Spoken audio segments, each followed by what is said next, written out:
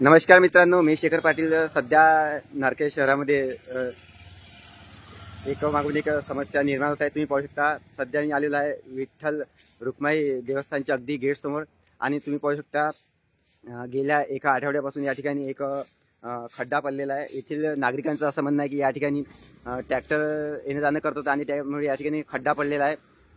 तरी पण वारंवार प्रशासनाला निवेदन देऊन या खड्ड्याचं अजूनपर्यंत निराकरण झाले नाही. अपघातग्रस्त असा हा खड्डा या ठिकाणी पडलेला आहे.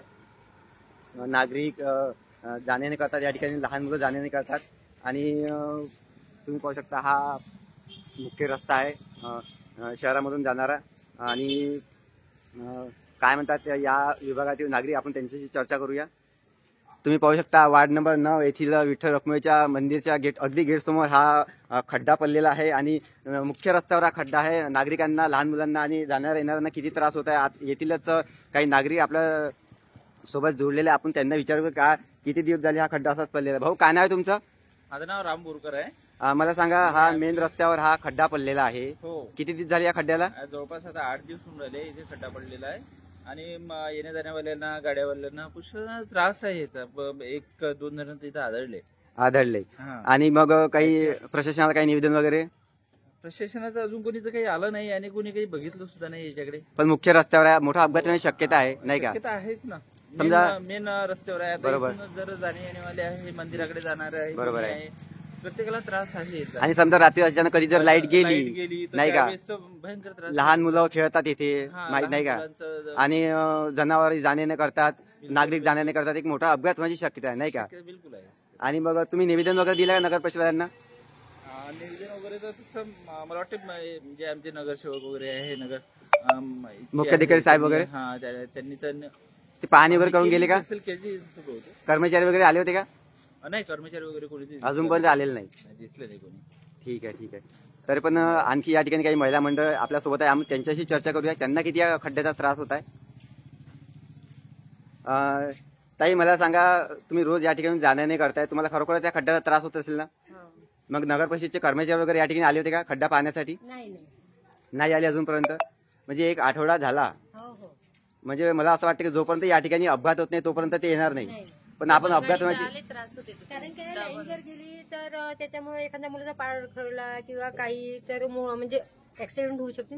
ऍक्सिडेंट होऊ शकते, बरोबर आहे.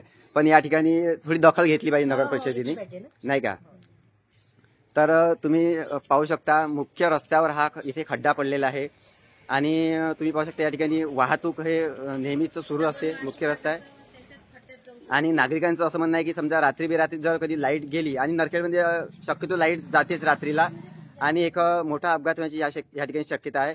आणि येथील नागरिकांचं एकच म्हणणं आहे की लवकरात लवकर या खड्ड्यावर नवीन चेंबर लावण्यात यावे, जेणेकरून चेंबर असते की परमनंट चेंबर लावावे. याच्या अगोदर सुद्धा इथे चेंबर जे लावायचं आहे ते परमनंट चेंबर काहीतरी मजबूत असं लावायला पाहिजे. याच्या अगोदर सुद्धा लावलेलं आहे, पण ते काही दिवसातच ढसून जातात. थोडंसं काही गेलं त्याच्यावर, अच्छा, तर तुटून जातात. म्हणजे एखादी भारी वाहतूक जर रस्त्यावरून जाता येतं, इथून जाणारच आहे वाहतूक, थोडं बरोबर, एखादा येणारच आहे. बरोबर. पण कसं आहे की वारंवार तेच काम होत आहे ना. बरोबर आहे. याच्यामुळे नगर परिषदेचा आपल्याला सुद्धा एक लॉस होतोय.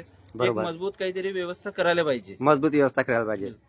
तर मित्रांनो, तुम्ही पाहू शकता, या ठिकाणी नागरिकांचं असं म्हणणं आहे की या ठिकाणी चेंबर लावायचा, पण एखादा स्ट्रॉंग चेंबर लावायचा, जेणेकरून कितीही मोठा एखादा ट्रक, एखादी मोठी वाहतूक या ठिकाणी जर जात आहे तर पुन्हा या ठिकाणी असा खड्डा पडणार नाही. तुम्ही पाहू शकता, मध्य रस्त्यावर हा एक खड्डा पडलेला आहे.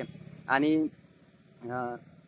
मुख्य रस्त्यावर असा खड्डा हा एक अपघातग्रस्त आहे. नक्कीच या ठिकाणी एक मोठा अपघात होण्याची शक्यता आहे. त्याआधी नगर परिषद प्रशासनाने, अधिकाऱ्यांनी आणि कर्मचाऱ्यांनी लवकरात लवकर या विठ्ठल रुक्माई मंदिराच्या गेट समोर येऊन या खड्ड्याची दुरुस्ती करावी, असंच या नागरिकांचं म्हणणे आहे. तर लवकरात लवकर खरोखरच हा खड्डा दुरुस्त होईल का, नागरिक येथील वाट पाहत आहे. कॅमेरामॅन राहुलसह शेखर पाटील, न्यूज नरखेड.